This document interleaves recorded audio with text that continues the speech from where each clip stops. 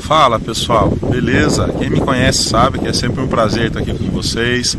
Tá procurando gerar conteúdo que agregue no entendimento do comportamento canino, comportamento animal. E eu venho trazer para vocês aqui um tema que é super interessante e sempre acaba permeando aí vídeos e a nossa relação com os nossos cães, né? Como também é retratado isso em vários documentários sobre comportamento animal, não diretamente falando sobre o tema, mas nós vemos esse comportamento ocorrer. Eu vou falar um pouquinho sobre a possessividade por recurso, tá? Então, como o próprio nome está dizendo, é a posse por recurso. Então, o animal ter alguma posse por um recurso que é importante para ele. A priori, esses recursos têm a ver com o quê? Com a sobrevivência e manutenção dele. Então, recursos que estão dentro de uma área que ele habita, então a gente vai falar do território dele, recursos alimentares, recursos sexuais, né? E também proteção relacionada ao comportamento social, à organização social. Então tem uma série de comportamentos gerados dentro do que se entende da posse por recurso. Na relação nossa com os nossos cães, o mais comum se faz quando o cão apresenta um comportamento agressivo em relação à aproximação de pessoas ao alimento, à ração. Esse é o comportamento mais clássico que aparece.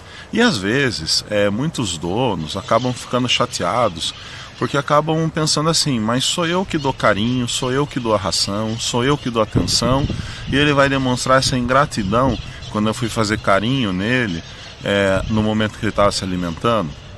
Na verdade, parem com isso, tá?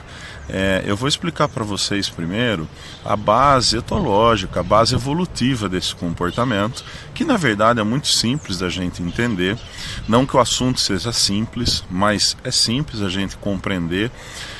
Nós também temos esse comportamento, todas as espécies têm, em maior ou menor grau. Lógico que predadores vão apresentar um nível de intensidade maior do que animais que não são predadores, né, que são presas, mas todos temos, tá? E tem a ver com questões da ecologia comportamental, ou seja, questões voltadas a custo-benefício no gasto energético e na sobrevivência. Então, para vocês entenderem, da onde que os nossos cães, né, o canis familiares, que já não é mais o cão selvagem, né, que não está mais no ambiente da natureza, que não precisa mais caçar para obter o alimento, da onde que esse comportamento foi herdado? Foi herdado sim dos seus ancestrais que precisavam caçar para ter o alimento, e pensem que a caça é um comportamento, quer dizer, não só um comportamento, né, mas é uma busca por alimento,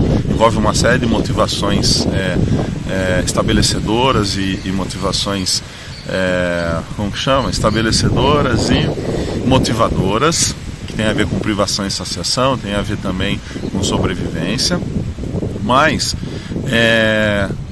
o que é mais eficaz a partir do momento que o cão ou animal obtém a caça?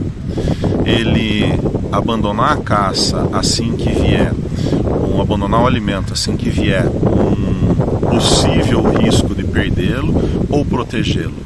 Então pensem, vamos voltar lá atrás. Em média, segundo pesquisadores, os predadores eles têm mais fracasso do que sucesso nas empreitadas de caça.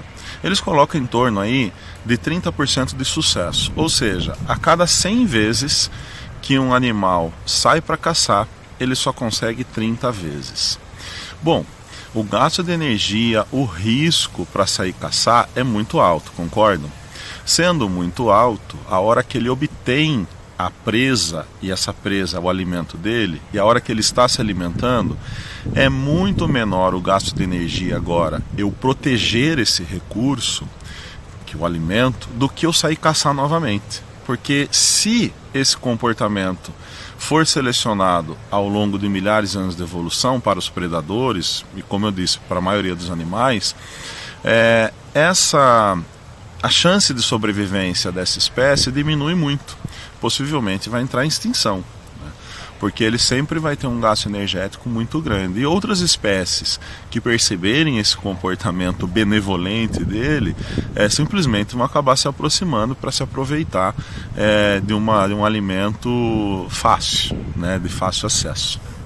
Então, os nossos cães, embora não saiam para caçar, eles têm esse comportamento herdado dos seus ancestrais, tá? Então, quando ele apresentar esse comportamento, lembrem-se que tem base biológica, tem base evolutiva, etológica. Nós também temos, né? Alguém gosta de ter o seu perímetro pessoal, íntimo, invadido, e alguém vem e pega uma garfada do nosso prato, principalmente quando a gente está com muita fome? A gente não gosta, né?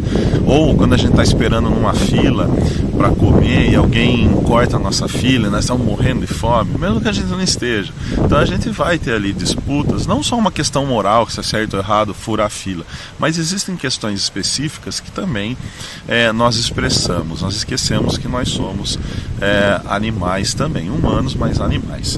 Bom, dito isso, a posse por recurso ela pode adquirir outras funções. Então inicialmente ela tem uma função importante, né? Mas ela pode adquirir outras funções de acordo com a interação ao meio? Pode, porque a gente vê cães que acabam sendo possessivos com o sofá, possessivos com pessoas, que também vai ser dito que ele tem ciúmes, e na verdade o sofá pode ter passado a ser um recurso para ele ao longo da vida importante. Tá? E as pessoas, ou a pessoa que ele tem maior vínculo, não é a pessoa que dá carinho, dá afeto, dá alimento. Então também passa a ser um recurso importante defender essa pessoa, né, de qualquer animal ou outra pessoa que invada esse perímetro, e aí ele passa a emitir um comportamento de defesa, agressivo, em relação à aproximação dessa pessoa. O problema é que os donos acabam gostando disso e acabam reforçando, porque se sentem especiais, né?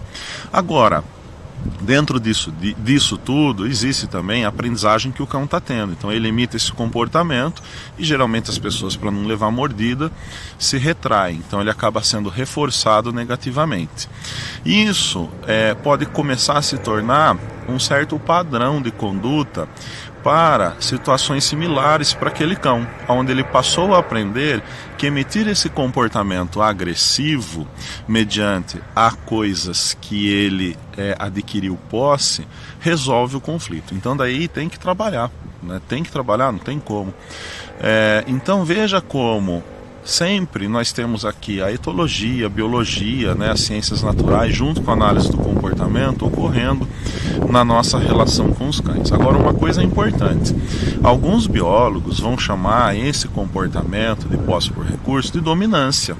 Então, não é errado dizer que aquele cão, naquele momento, pontualmente, está tendo um comportamento dominante em relação à ração.